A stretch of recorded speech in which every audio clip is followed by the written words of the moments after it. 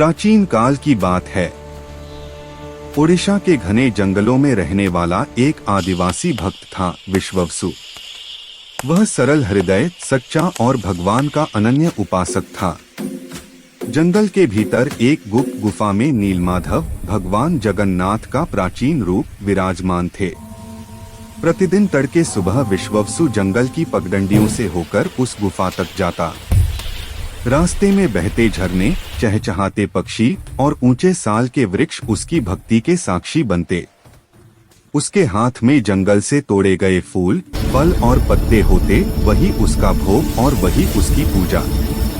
गुफा में पहुंचकर वह नीलमाधव के चरणों में शीश झुकाता और श्रद्धा से कहता, हे प्रभु, आप ही मेरे जीवन के आधार हैं।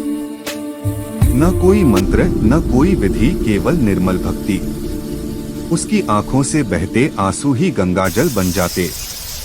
कहा जाता है कि उसकी सच्ची भक्ति से नीलमाधव स्वयं प्रकट होकर उसे दर्शन देते थे।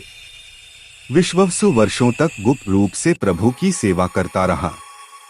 उसकी भक्ति इतनी प्रबल थी कि वही भक्ति आगे चलकर भगवान जगन्नाथ के प्राकट्य का कारण बनी और नीलमाधव की लीला से पूरी धाम की स्थापना हुई।